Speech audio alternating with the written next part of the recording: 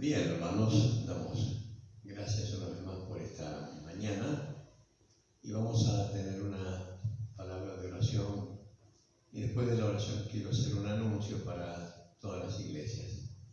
Dios y Padre, te agradecemos este momento, a esta hora del día que tú nos permites reunirnos todavía en forma virtual, pero te pedimos tu gracia, tu presencia, tu santa dirección, que tú estés bendiciendo a cada uno de mis hermanos que participamos de este momento en la reflexión de tu palabra, en la lectura de tu palabra. Te pedimos, Señor, tu bendición para todos los hogares, todas las necesidades, y te pedimos por toda la humanidad también. Te pedimos por este tiempo de pandemia que estamos viviendo en todo nuestro planeta, Señor. Pongas tu mano y guarda tu iglesia, guarda los tuyos.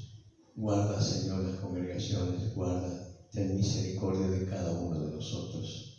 Señor, te pedimos tu bendición en el desarrollo, en la reflexión de tu palabra. Nos concedas tu gracia en todo, en el nombre de Jesús. Amén. Quiero hacer un anuncio para todos los hermanos.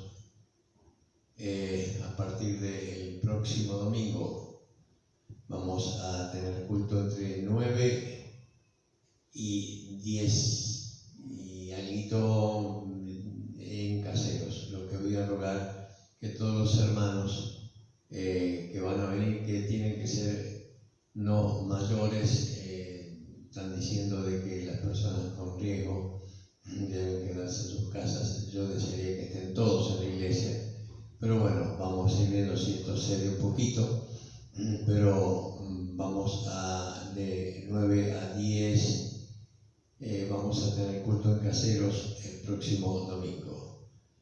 En Pablo Nogués vamos a tener culto de 11:30 a 12:30.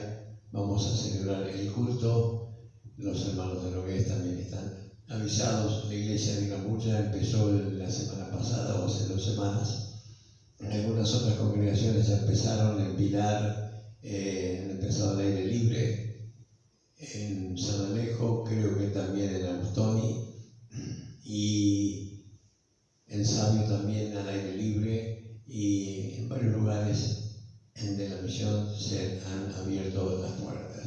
Aquí tenemos que cumplir un protocolo y hemos presentado algunas cosas, nos han pedido otras que en estos días ya lo completamos y esperamos que para el próximo domingo ya podamos abrir la iglesia. Confirmados, Caseros y Pablo Nogués vamos a estar reunidos de 9 a 10 en Caseros y de 11:30 a 12:30 en Pablo Nogués. Gracias por su atención en esto. Les ruego puntualidad porque el tiempo es muy breve, no va a alcanzar, y voy a pedir que también los hermanos den gracias a Dios en sus asientos, que se abstengan de pararse, dar testimonio, porque no va a alcanzar sino el tiempo para todo. Vamos a tratar de resumirlo, hacerlo, darle el mayor tiempo posible a la predicación de la palabra de Dios, alguna alabanza, algún canto, y los testimonios los daremos en otro momento. Quisiera meditar con mis hermanos en Primera de Timoteo, capítulo 1, versículo 18, y dice así en el nombre del Señor. Primera de Timoteo, capítulo 1, versículo 18. Este mandamiento, hijo mío, te encargo.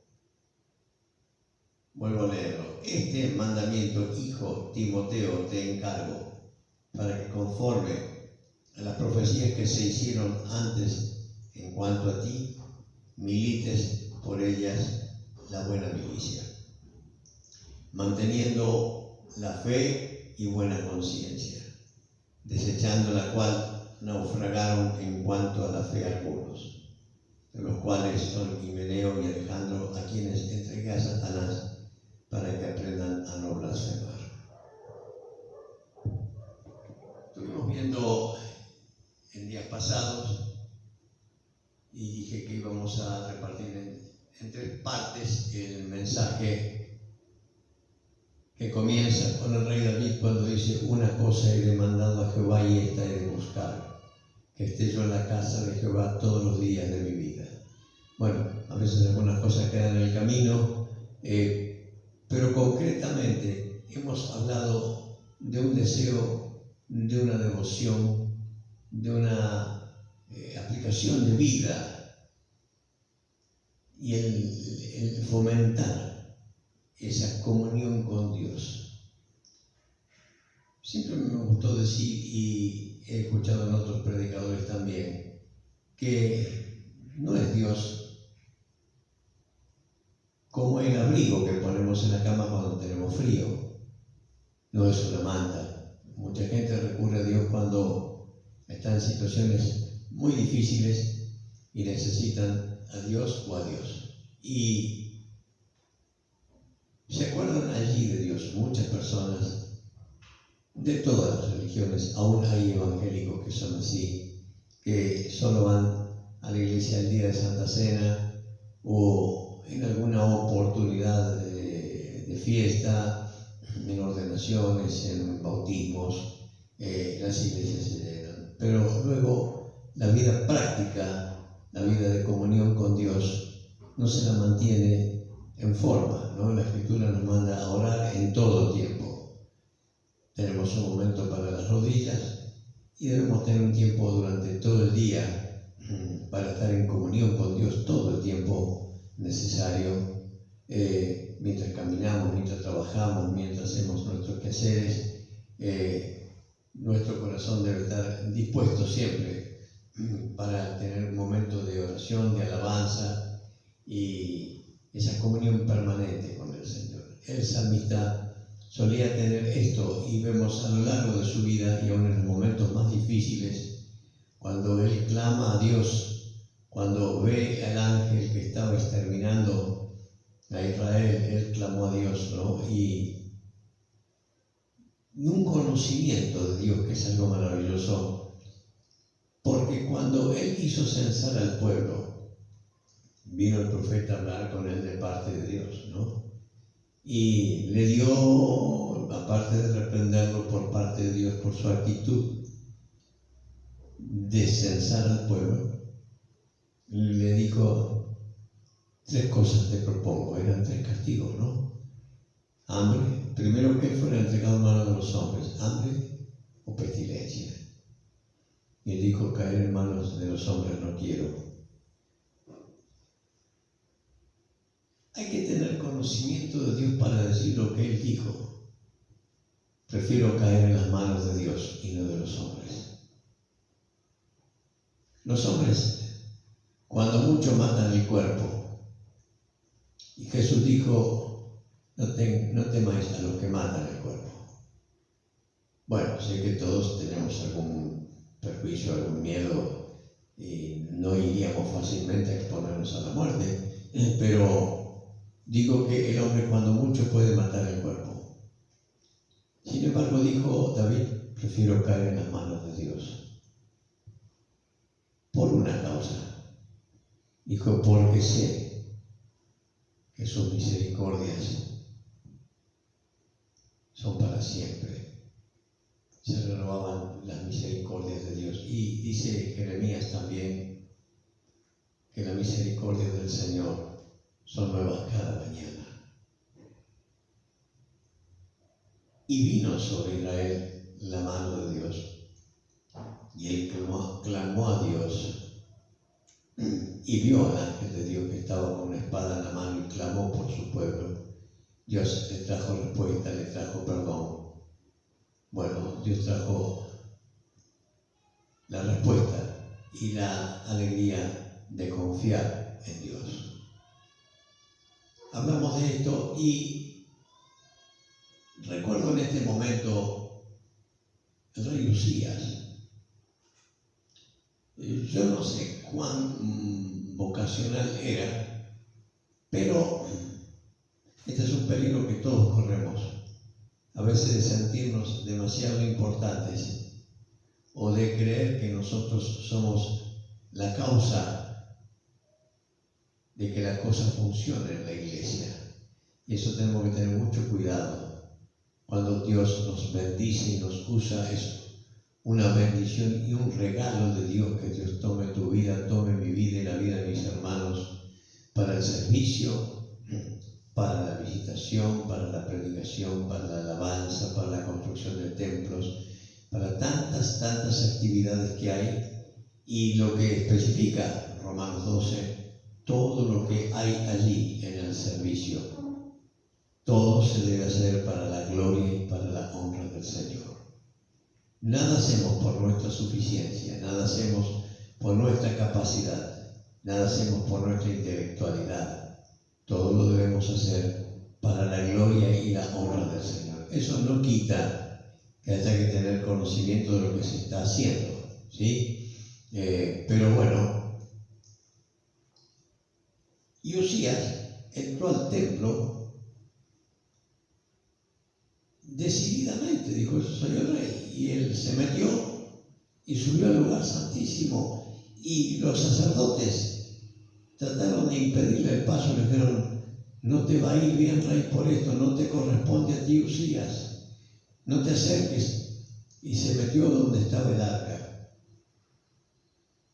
Y dice, cuando se miró, el sacerdote se corrió, se deben haber corrido todos, me imagino, cuando lo vieron blanco, y él mismo, dice, se apresuró a salir del templo cuando vio la lepra que lo había llenado y murió leproso.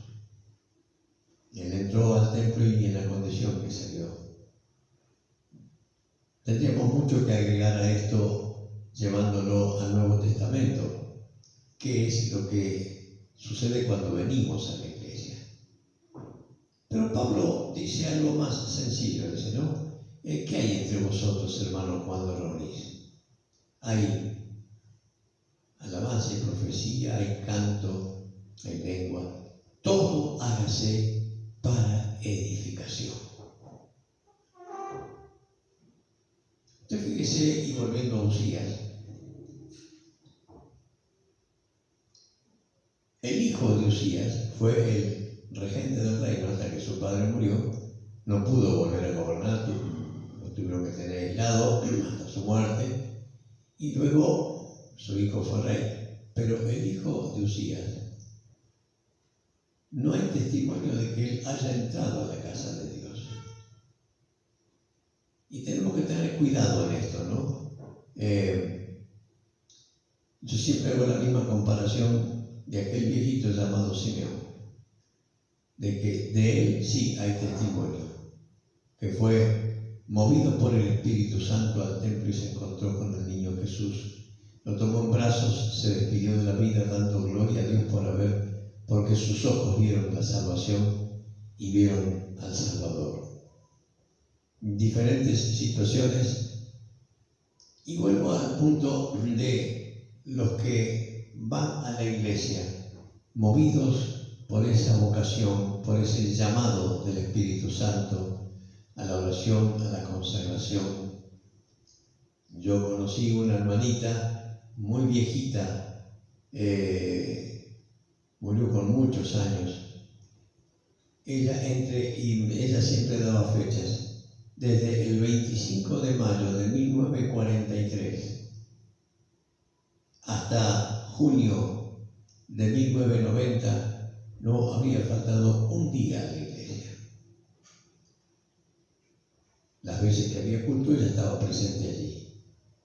Y yo conté de ella muchas veces. Y no era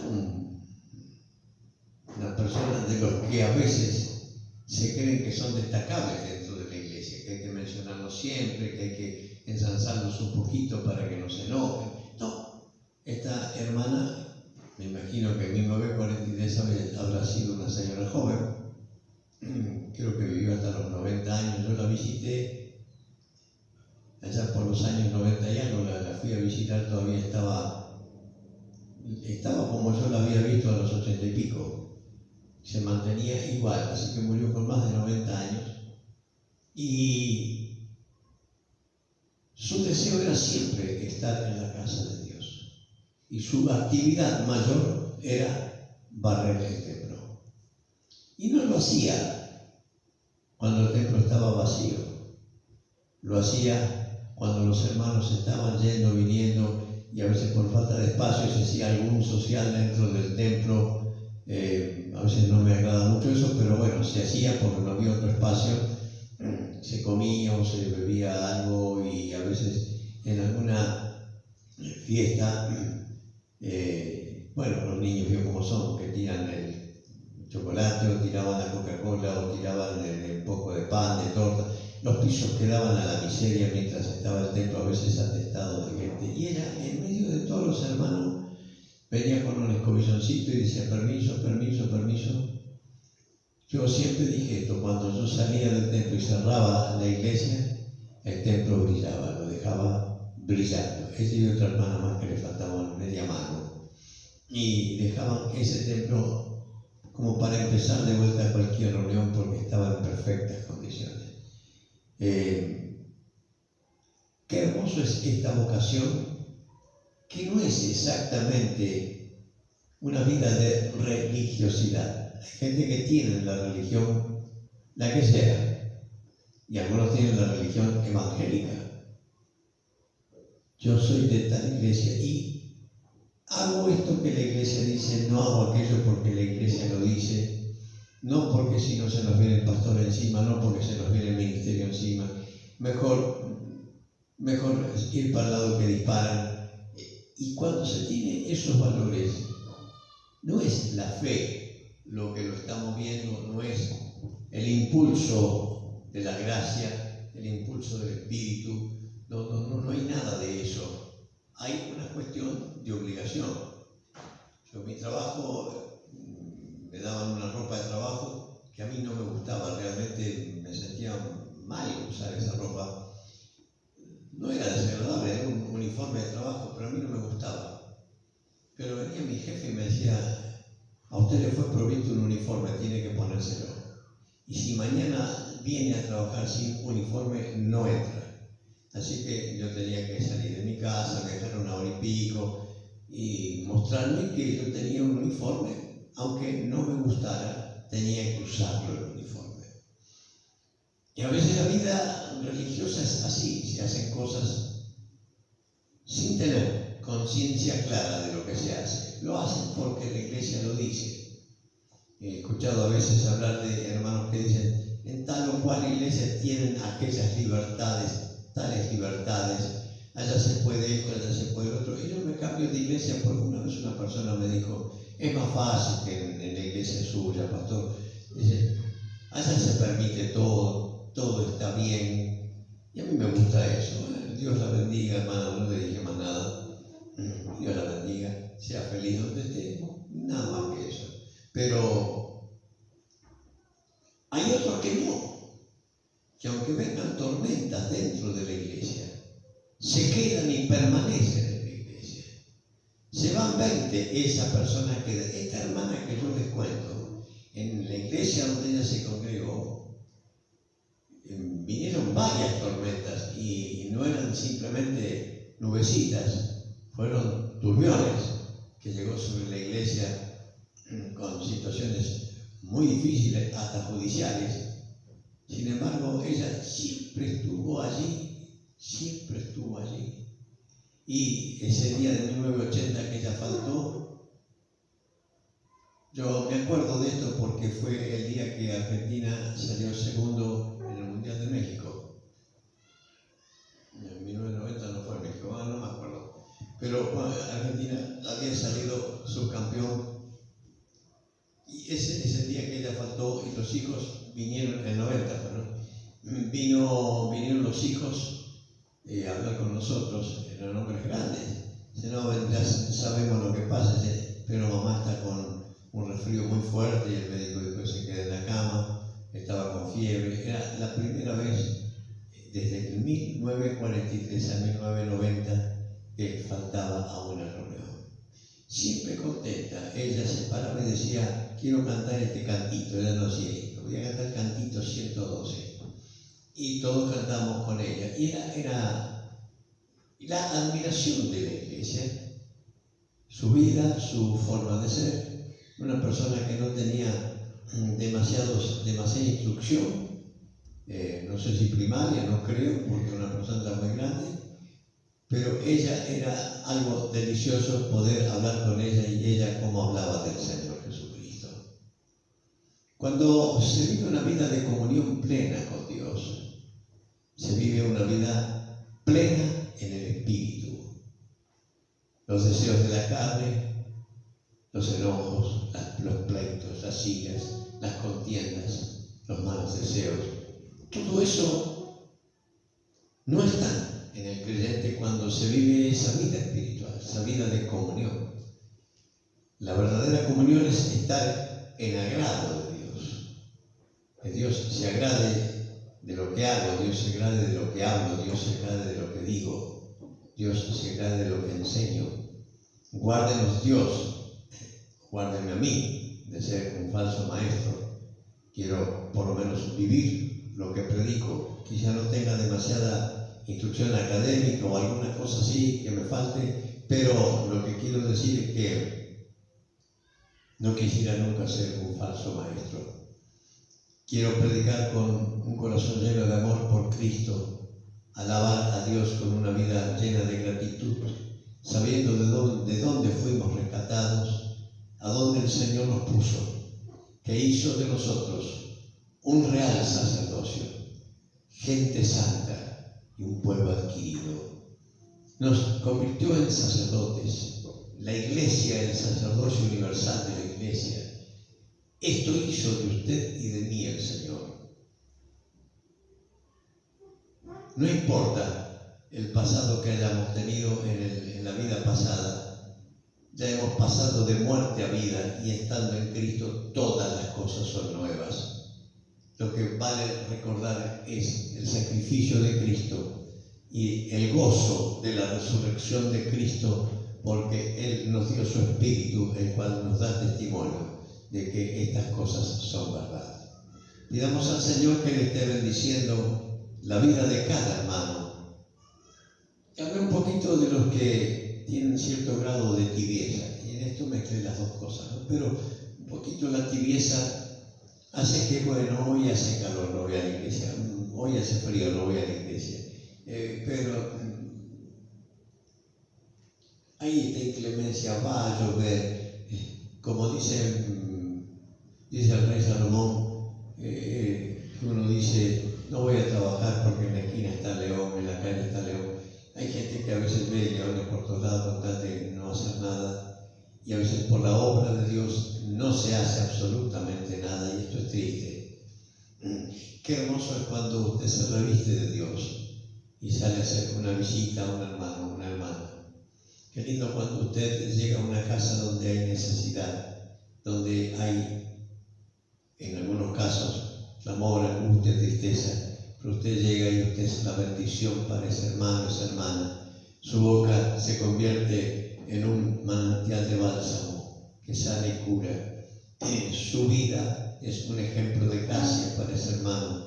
Y doy gracias a Dios que yo muchas veces me contagié de algunos hermanos en su vida consagrada, en su vida de oración, en su vida de santidad. He deseado lo que ellos tenían. Yo quiero cerrar esta segunda parte con cómo habrá sido Elías, tan lleno de Dios, que Eliseo deseó tener las dos partes de su espíritu. Quiero dos partes. Quiero que el espíritu que está en ti esté en mí. Elías le dio a elegir algo. Pide lo que quieras antes que Dios me lleve. Y él dijo, quiero lo que tenemos. Quiero la doble porción, quiero dos partes de tu espíritu. Y Elías dijo, es difícil lo que pediste, pero si me ves cuando me voy, cuando Dios me lleve. Y estando, dice, yendo, caminando, llegaron cuando de repente carros de fuego, caballos de fuego, arrebataron al profeta. Y él clamaba, Padre mío, carro de Israel y su gente de a caballo. Dice, y el manto de Elías se desprendió y cayó sobre él. Bueno, hay mucho que decir sobre esto. De ahí se ha cortado mucha cosa, ¿no? De decir de que es la doble unción, la triple unción. De eso no quiero hablar. No me gusta así lo que la Biblia nos enseña. Pero dice que los hijos de los profetas vieron esto y cuando Eliseo tomó el manto y en el nombre del Señor se abrieron las aguas y él pasó el río seco. Damos gracias porque haya gente que desee ser lleno de Dios. Yo quiero ser lleno de Dios y yo sé que mis hermanos que están escuchando quieren también ser llenos de Dios, ser llenos de la plenitud de Dios. Estaba mirando lo importante que en esta milicia lo que importa es la fe, manteniendo la fe y una buena conciencia. La buena conciencia es estar en paz con uno mismo, estar en paz con Dios y estar en paz con uno mismo. ¿Cuándo se siente mal nuestra conciencia? Se siente mal cuando hablamos vanidades, cuando mentimos, cuando pecamos, cuando hacemos cosas que a Dios no agradan, cuando injuriamos al hermano, cuando en vez de bendecir, maldecimos. La conciencia queda mal. Yo le cuento algo que yo conté hace mucho, pero en una oportunidad, en un viaje que yo había hecho, en un momento de esos que uno a veces se olvida, en que siempre debe estar en comunión con Dios y guardar el temor de Dios. Alguien empezó a hablar y contó un chiste y vino otro chiste y vino otro chiste y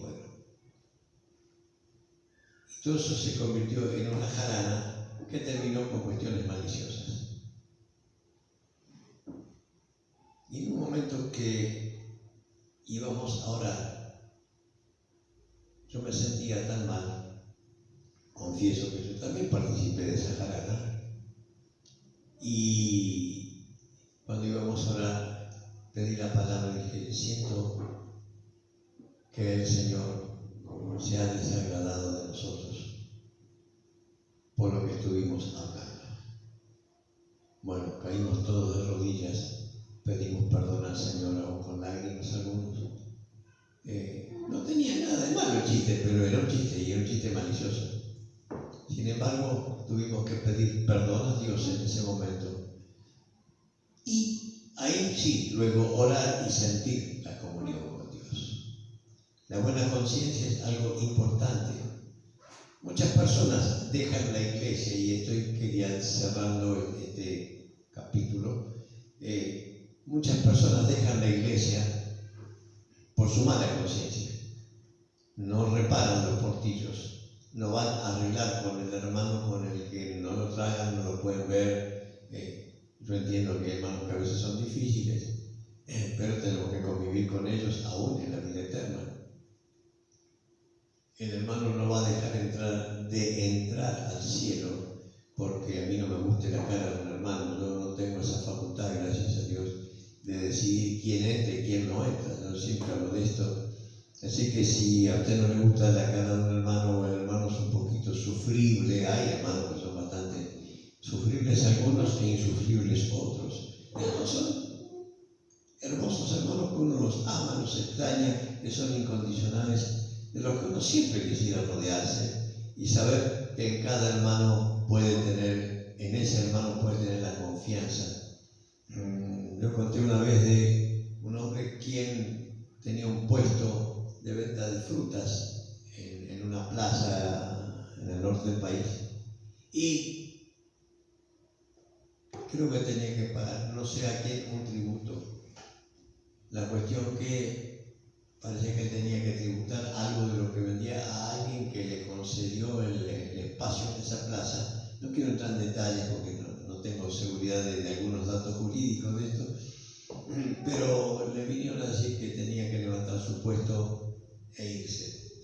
Ya no podía tener más esa concesión porque no había pagado. Y pasa el pastor por allí.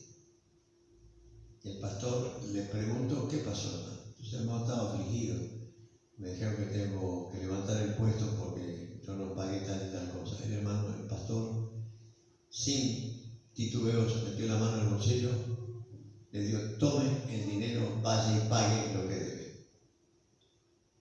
El hermano pagó, salvó su puesto. Una cosa terminó allí. Pero un día hubo alguna situación en que algunos se levantaron contra el pastor. No puedo entrar en detalles. Y cuando lo vieron a este hermano, el de la plaza, que vendía frutas, lo fueron a ver para juntar firmas, para sacar al pastor de la iglesia. Él dijo: yo no me voy a levantar contra el pastor. No lo voy a hacer porque ese hombre me salvó el puesto de trabajo. Yo puedo dar de comer a mi familia porque él me salvó de una situación. Fue incondicional. No lo compró, pero fue incondicional, hermano. El pastor no compró la voluntad de este hombre porque esto había sucedido antes, pero él nunca olvidó. Y cuando pudo retribuir con buena moneda, lo hizo. Yo conocí a un hermano ya ciego de Dios, de cáncer del Señor hace muchos años. Me dijo él era italiano duro para hablar, y como decía él, yo hermano, me decía, yo no defendí al pastor, no, al pastor no lo encubrí de cosas que lo estaban buscando la policía. Denuncia que del caso anterior que estoy mencionando habían llevado esto hasta el estado judicial. Después no se probó nada, por lo menos es lo que se dijo, no quiero entrar en detalles que no. Y él me dijo a mí, hablando este anciano, me dijo: yo no encubrí al pastor, pero yo lo escondí en mi casa cuando él estaba con problema, porque él es el hombre que Dios usó. Él es el hombre de Dios. Si él cometió un error, eso es aparte, que lo pague él. Pero aquí yo lo recibí en mi casa y lo cobijé cuando él tenía muchos problemas. Llegó, me decía, con sobre todo pelo largo, un hombre muy exquisito, su vestimenta, de un hombre muy exquisito. Esto pasó hace más de 60 años. Un hombre muy exquisito en su vestir porque tenía un puesto de trabajo y era un funcionario, esas cosas. Y se llegó con el pelo largo, llegó barbudo a mi casa. Yo lo recibí igual, dije: pastor, pase, quédese en mi casa. Bueno, hasta que todo el turbión pasó, las cosas, no sé si se aclararon o no, pero la tormenta pasó, dice, y yo me quedé contento de que yo recibí en mi casa a un hombre que era un hombre, para mí, un hombre de Dios, el hombre que Dios usó para que yo conozca el Evangelio. Hermanos, lo que, sintetizando, la buena conciencia es lo que hace que el creyente tenga victoria. Yo le voy a leer una frase que tengo aquí sobre la buena conciencia. Una buena conciencia sirve como el timón que conduce al creyente por entre las rocas y los arrecifes del pecado y el error. Los falsos maestros ignoraron la conciencia de cada uno de ellos y la verdad. Como resultado, se apartaron de la doctrina verdadera del Evangelio y sufrieron naufragio en la fe cristiana, que equivale a una catástrofe espiritual severa. Esto no implica la pérdida de la salvación para un creyente verdadero, pero indica la pérdida trágica que sufre el apóstata. Habían estado en la iglesia, escucharon el Evangelio y lo rechazaron, a favor de la doctrina falsa que se define en versículos 3 y 7 de la carta. La apostasía consiste en alejarse del Evangelio tras haberlo conocido. Y hubo dos personas que eran los baluartes de esto. Dice, Himeneo se menciona en 2 de Timoteo 2:17 en conexión con Fileto, otro falso maestro. Alejandro pudo ser el opositor a la fe que se menciona en 2 de Timoteo 4:14-15. Nada más se sabe acerca de estos dos hombres. Pablo dice que los entregó a Satanás.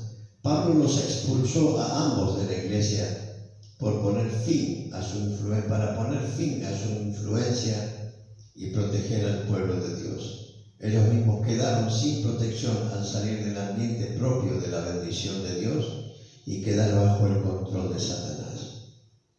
En algunos casos, Dios ha entregado creyentes a Satanás con fines positivos, como la revelación del carácter verdadero de su fe, para mantenerlos humildes y dependientes de Él, para capacitarlos de tal manera que puedan fortalecer a otros,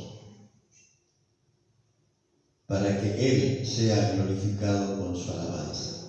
Dios permite que ciertas personas queden bajo el control de Satanás para ser juzgadas, como sucedió con el rey Saúl, Judas y el mismo pecador de la iglesia en Corinto, que aprendan a no blasfemar. Pablo aprendió a no blasfemar al verse confrontado por la manera correcta de entender la ley y el evangelio. Eso era justo lo que necesitaban esos hombres.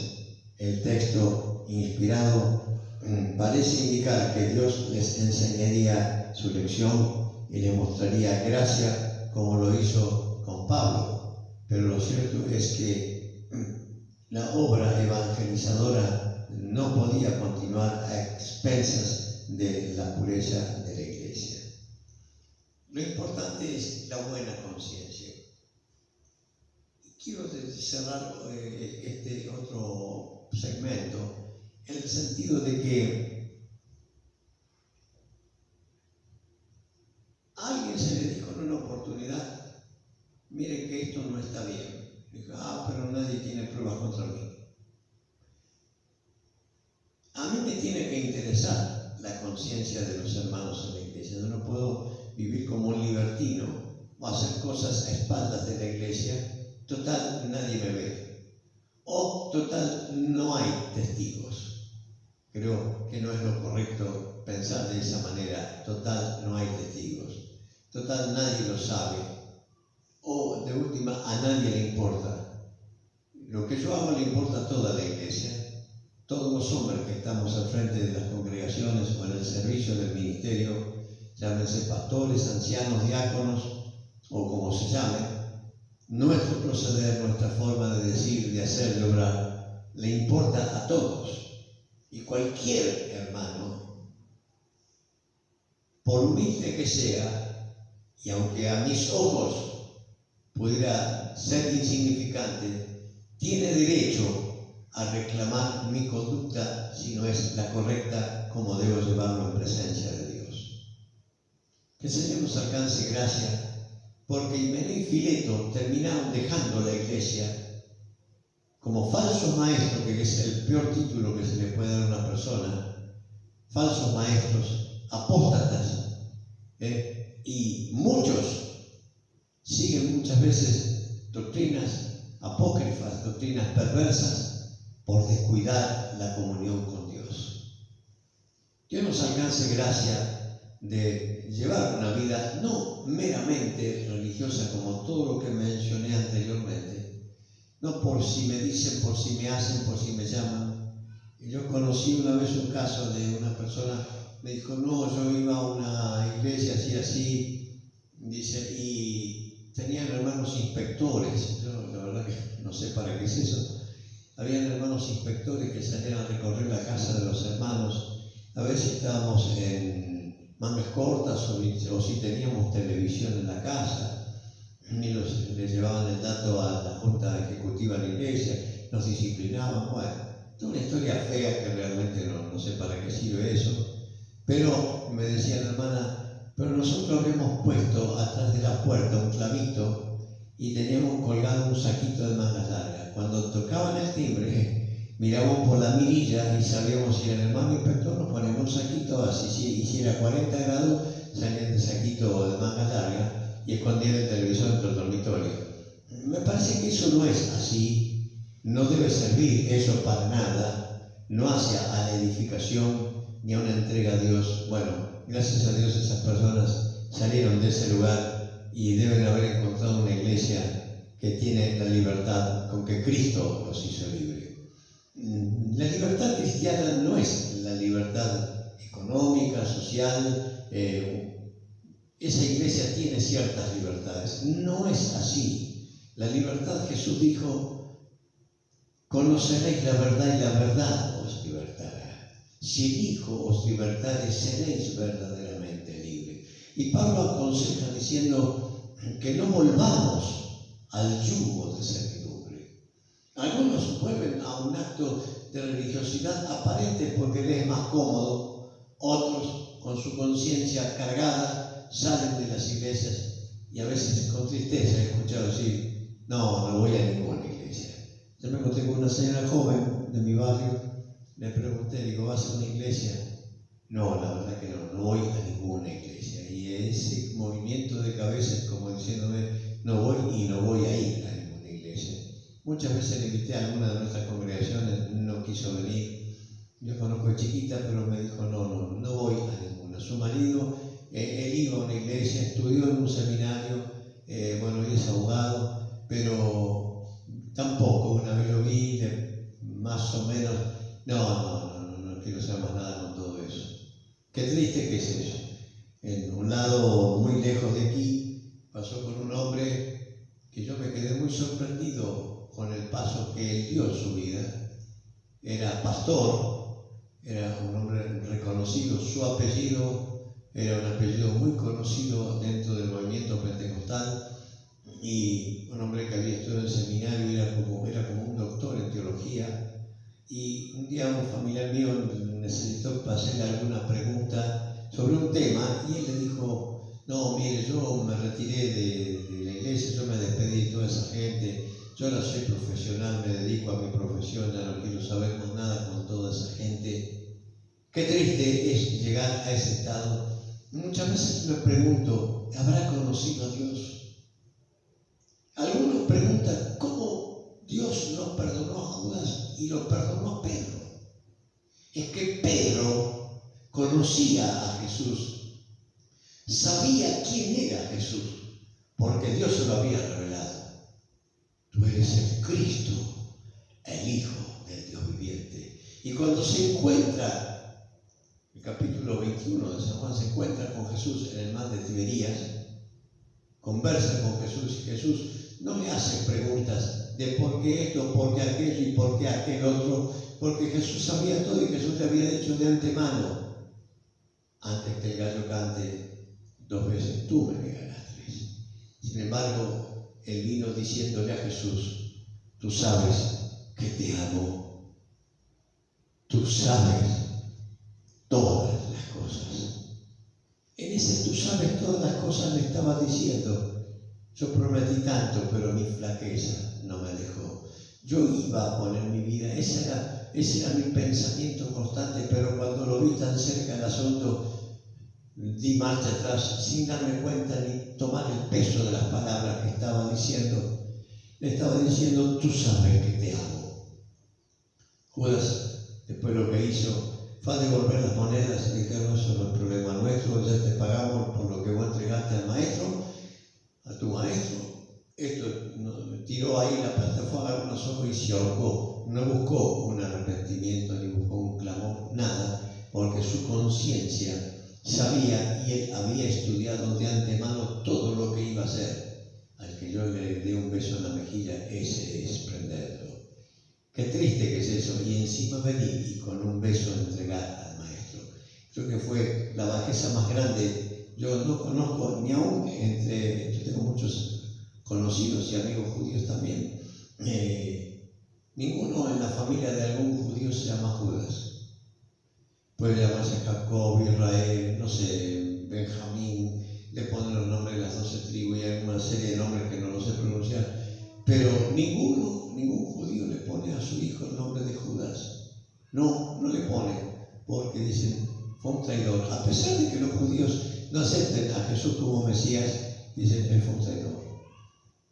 En vez de Pedro, hay muchos papás que en la actualidad, hace poquito nació un niñito, se llama Pedro también, Simón Pedro, y conozco otro también que se llama Simón Pedro, y con mucha satisfacción llamamos a un hijo Pedrito, a un sobrino el Simón Pedrito, y a un hermano en la iglesia, no me acuerdo, entre nosotros tuvo el pastor Pedro Pajés. Yo lo quería tanto, le decía Pedrito querido, porque su nombre no nos causaba escozor, por el contrario, porque todos alguna vez vinimos arrepentidos a los pies de Cristo. Todos los días vamos arrepentidos a los pies de Cristo.